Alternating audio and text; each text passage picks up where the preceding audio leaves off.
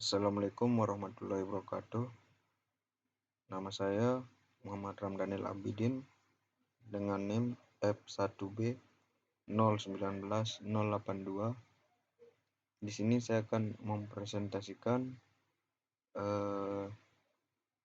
hasil praktikum dari mesin-mesin listrik yang dimana mempunyai 4 modul yang terdiri dari percobaan 1 yang berjudul mesin-mesin AC lanjut, percobaan 2 berjudul mesin-mesin DC lanjut, kemudian percobaan 3 berjudul pengasutan motor AC dan DC, dan yang terakhir yaitu sinkronasi generator.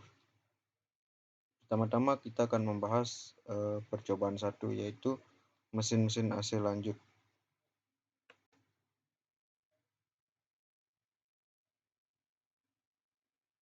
Nah, prinsip kerja motor sinkron serupa dengan motor induksi pada mana keduanya mempunyai belitan stator yang menghasilkan medan putar. Tidak seperti motor induksi, motor sinkron dieksitasi oleh sebuah sumber tegangan DC di luar mesin dan karenanya membutuhkan selip ring dan sikat brus untuk memberikan arus kepada motor.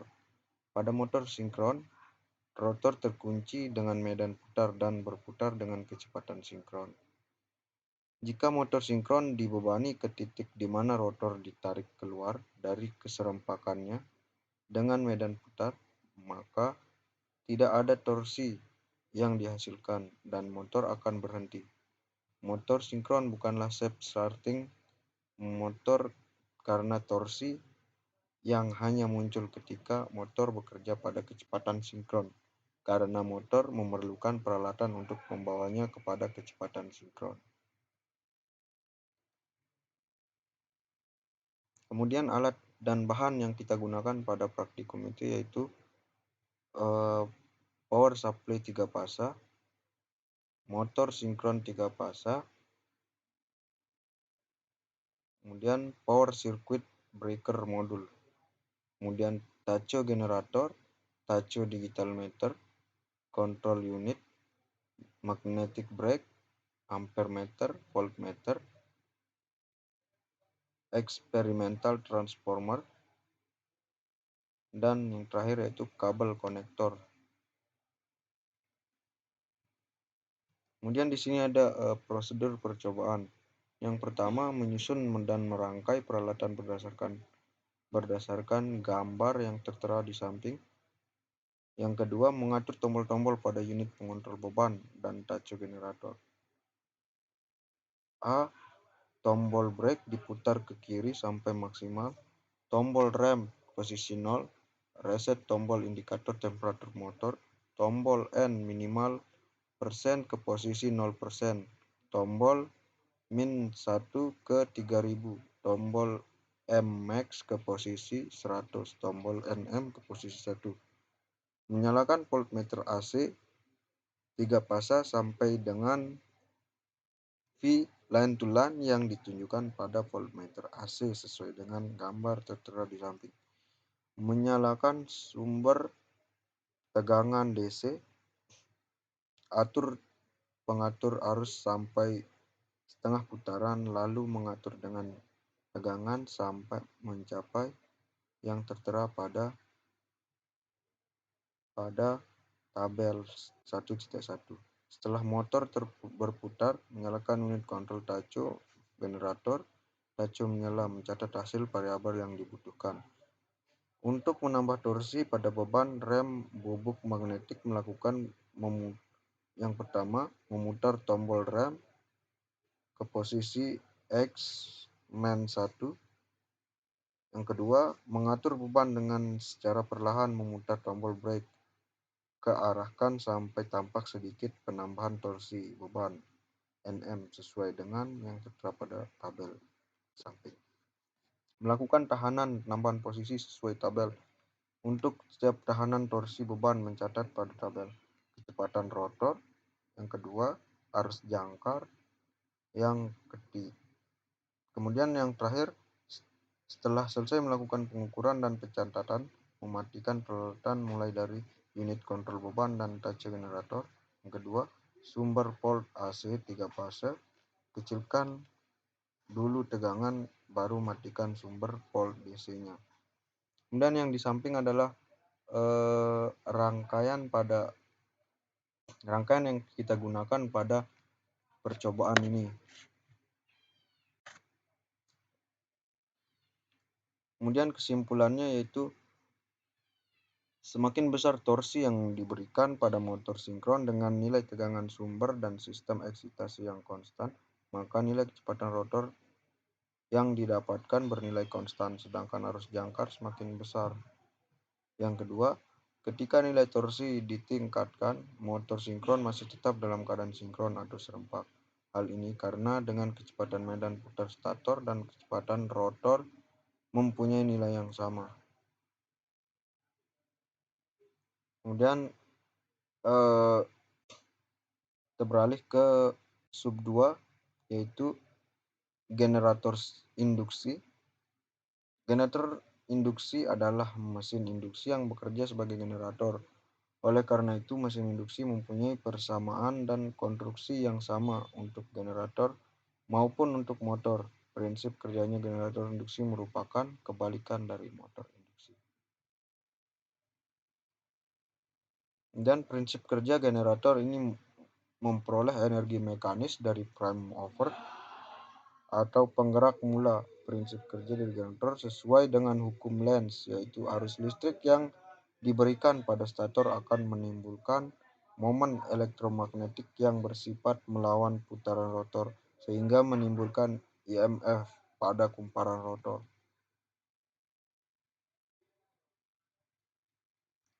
Kemudian pembangkitan tegangan. Gambar sederhana proses pembangkitan tegangan energi listrik pada generator sinkron dapat dilihat pada gambar di bawah ini. Pada gambar kiri diperlihatkan contoh sederhana sebuah kumparan rotor berputar di sekitar medan magnet homogen yang dihasilkan stator. Kemudian tegangan keluaran pada rotor diambil atau dilewati dengan sepasang slip ring, cincin sikat yang bisa dihubungkan ke beban. Proses terbentuknya gelombang AC yang dihasilkan pada keluaran rotor ini lebih jelasnya diperhatikan pada gambar yang sebelah kanan. Kemudian lanjut ke prosedur percobaan sub 2. Alat dan bahan yang digunakan adalah sama seperti yang pertama, namun ada beberapa sedikit penambahan seperti moving iron, kemudian pointer frequency meter, dan tambahkan oleh power circuit breaker, modul squirrel motor 230 sampai 400 volt. Dan berikut adalah rangkaian yang kita gunakan pada percobaan sub 2 pada percobaan 1 di sub 2 ini. Kemudian hasil pengamatan dan pengukuran generator induksi dengan kapasitor 8 mikrofarad dan L-nya sebesar 2 mH. Bisa dilihat di tabel di bawahnya berikut ini. Kemudian hasil dan pengamatan generator induksi digunakan yaitu dengan kapasitor 12 mikrofarad dan induktornya 2 mH.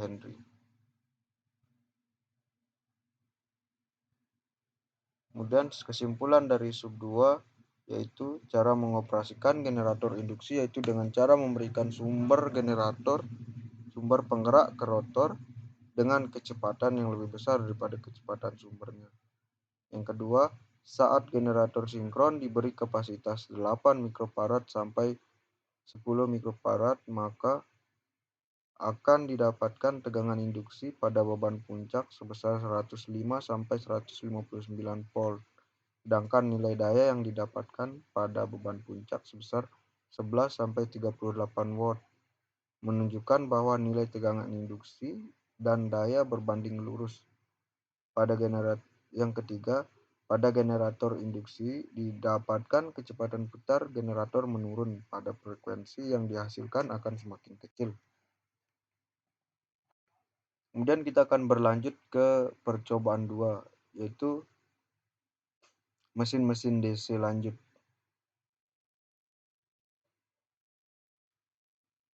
Di sini ada generator Sun. Generator DC merupakan perangkat mesin listrik dinamis yang merupakan energi mekanis menjadi energi listrik. Jenis generator DC yaitu generator DC penguat terpisah, yaitu belitan eksitasinya tidak terhubung menjadi satu dengan rotor.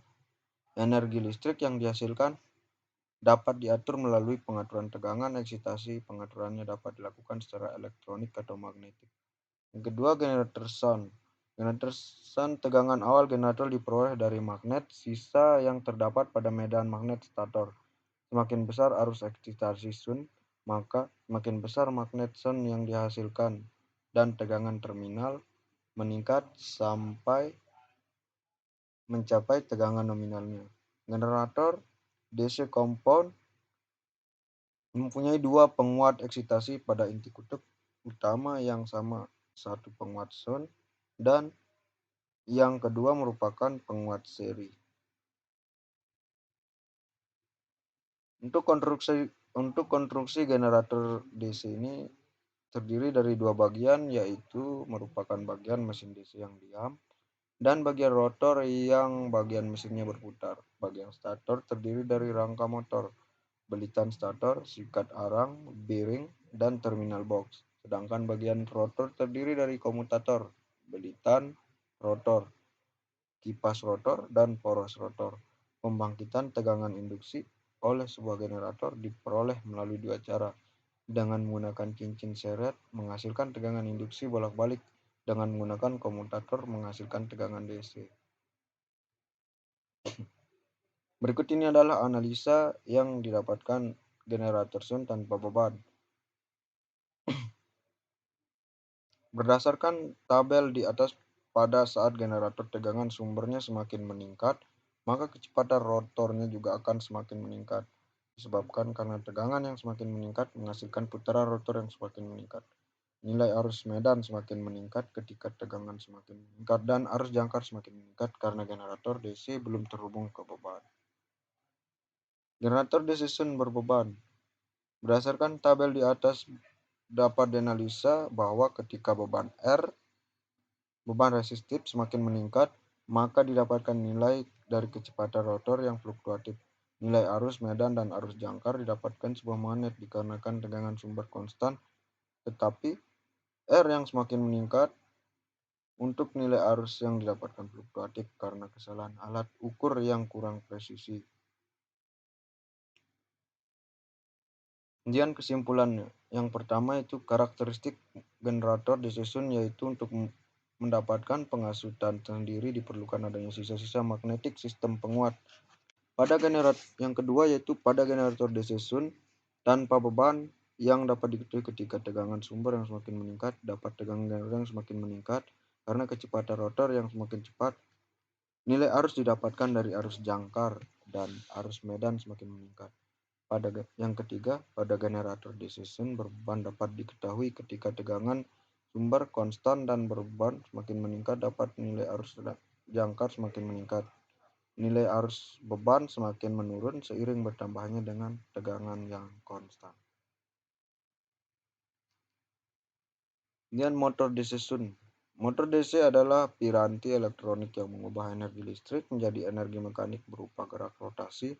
Jenis-jenis motor DC yaitu motor DC yang kumparan medannya dihubungkan secara paralel dan kumparan angker. Motor DC tipe seri adalah motor yang kumparan angker dengan hubung seri.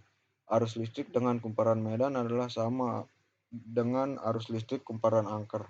Motor DC tipe gabungan ini adalah tipe gabungan dari jenis Sun dan jenis seri.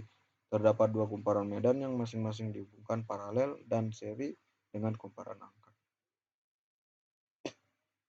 Kemudian analisa Motor DC Sun tanpa beban. Berdasarkan tabel di atas, pada saat sumber tegangan makin disebabkan besar terminal yang meningkat di mana arus terminal terhubung dengan arus jangkar dan arus medan terhubung secara sun hingga mengakibatkan arus jangkar dan arus medan ikut meningkat sesuai gaya Lorentz. Motor DC Sun berbeban. Berdasarkan tabel, dapat dianalisa bahwa pada saat tegangan sumbernya konstan meningkat, kursi beban yang diberikan akan mengakibatkan kecepatan rotor semakin menurun. Kemudian motor DC seri, berdasarkan tabel dapat dianalisa bahwa kenaikan torsi beban dengan tegangan sumber hasil kecepatan putarnya konstan didapatkan kecepatan putar motor yang semakin menurun berbanding terbalik dengan kenaikan torsi beban, sementara pada arus terminal yang didapatkan cenderung naik bersamaan dengan kenaikan arus jangkarnya karena dihubung secara seri. Kesimpulannya itu, yang pertama, pada motor DC Sun tanpa beban, jika nilai tegangan dinaikkan, maka nilai kecepatan rotor juga meningkat dengan arus terminal. Arus jangkar dan arus medan juga didapatkan semakin meningkat. Pada motor DC Sun berbeban didapatkan ketika tegangan sumber konstan dan torsi beban meningkat, maka kecepatan rotor bersifat fluktuatif dan hampir konstan, dengan arus jangkar dan arus medan meningkat secara arus beban yang fluktuatif. Pada motor seri didapatkan bahwa ketika tegangan sumber konstan dan torsi beban semakin meningkat, nilai dari arus jangkar didapatkan semakin meningkat dan nilai arus medan konstan serta nilai dari arus terminal bersifat fluktuatif. Kemudian kita berlanjut ke percobaan 3 yang berjudul pengasutan motor AC dan DC. Yang pertama yaitu starting motor induksi 3 fase. Pada motor induksi yang diam, apabila tegangan normal diberikan ke starter, maka akan ditarik arus yang besar oleh belitan primernya. Motor induksi saat dihubungkan langsung akan menarik arus 5-7 kali dari arus beban penuh dan motor induksi saat dihubungkan langsung menarik dari arus beban penuh dan hanya menghasilkan torsi 1,5 sampai 2,5 kali torsi beban penuh. Arus mulai besar ini saat mengakibatkan tegangan drop pada saluran sehingga akan mengganggu pada peralatan lain yang dihubungkan pada saluran yang sama untuk menghasilkan besarnya arus starting pada motor induksi. Pada beberapa cara atau metode starting yang bisa digunakan diantaranya yaitu yang pertama starting DOL, direct online starting.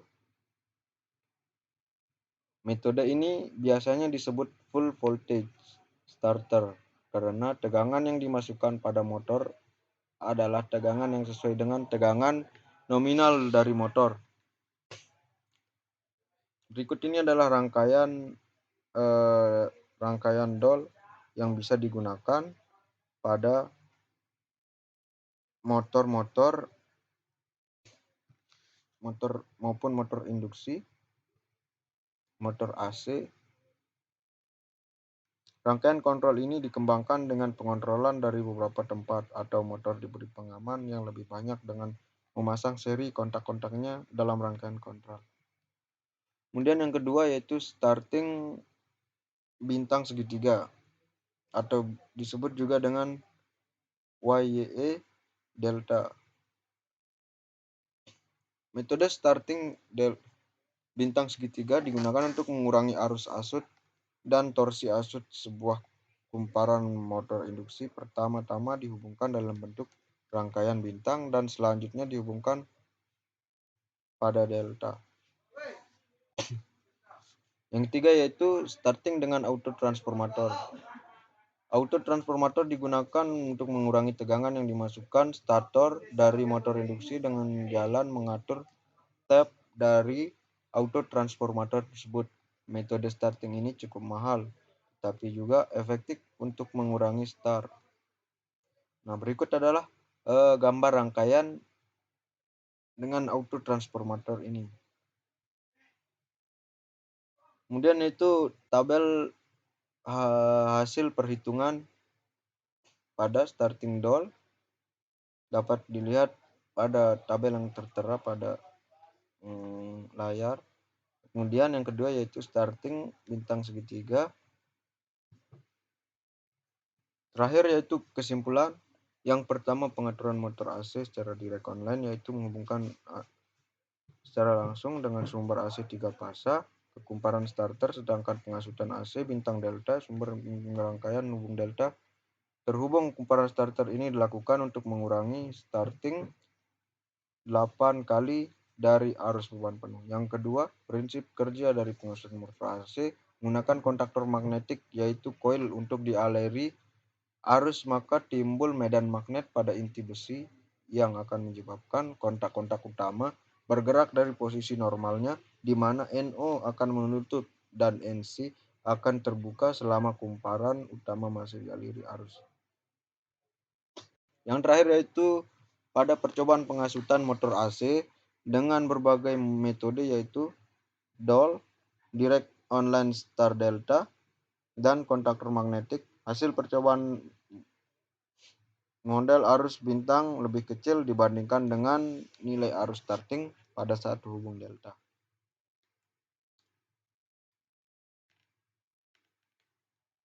Kemudian pengasutan motor DC.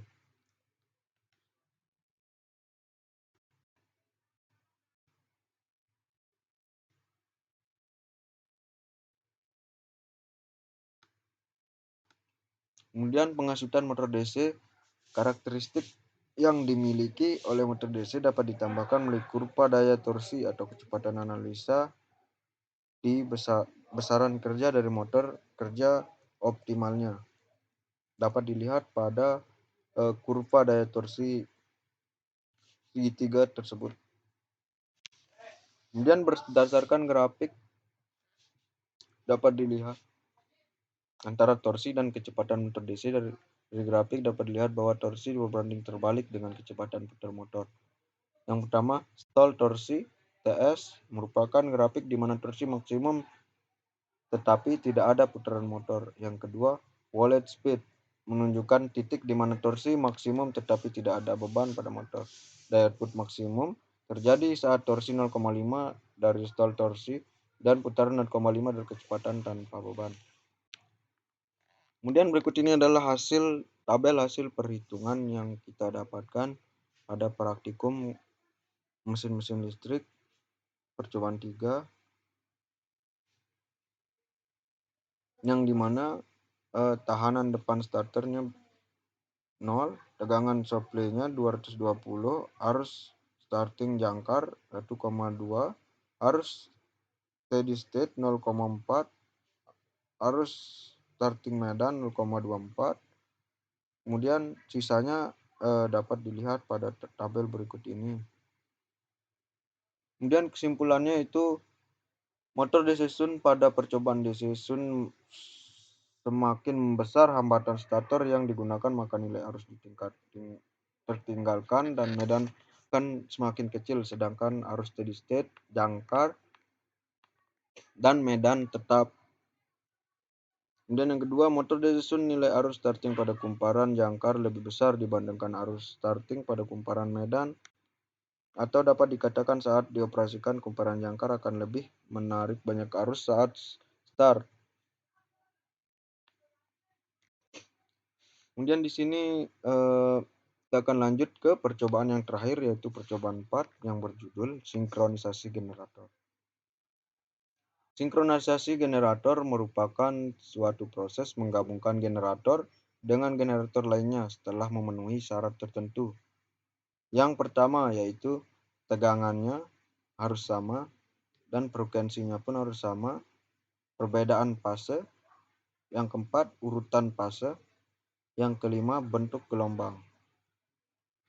Kemudian di sini dapat dilihat bahwa di sini ada rangkaian proses sinkronisasi generator.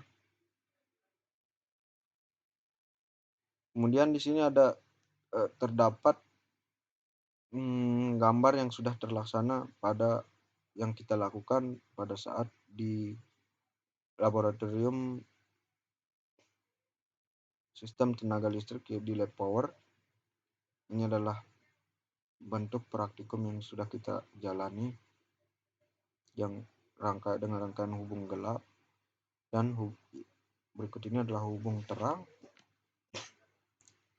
Nah, berikut ini adalah sinkronasi hubung gelap. Data yang kita dapatkan dapat dilihat di tabel berikut ini. Kemudian gelap terang dan sinkronasi dilepas. Simpulannya itu pada sinkronasi hubung gelap, ketika tegangan antara fasa sama, maka terjadi hubung gelap yang disebabkan oleh beda tegangan. Pada konsinkronasi ini, hubung gelap terang jika antara fasa terdapat beda tegangan, maka akan terjadi hubung gelap terang. Hubung gelap terjadi ketika fasa U dengan fasa U, V dengan V, dan W dengan W terhubung. Sedangkan hubung gelap terang terjadi ketika fasa U dengan V dan W terhubung dengan V dan V terhubung dengan W. Yang kedua yaitu pada saat sinkronisasi dilepas, arus jala-jala PLN sebesar 0 ampere dikarenakan tidak terhubung ke beban, dan pada generator terjadi penurunan frekuensi. Sedangkan pada saat sinkronisasi kembali tegangan dan frekuensi pada jala-jala PLN kembali sama dengan generator karena merupakan syarat dari proses sinkronisasi. Sekian dari presentasi saya kali ini. Apabila ada kesalahan kata, mohon dimaklumi. Wassalamualaikum warahmatullahi wabarakatuh.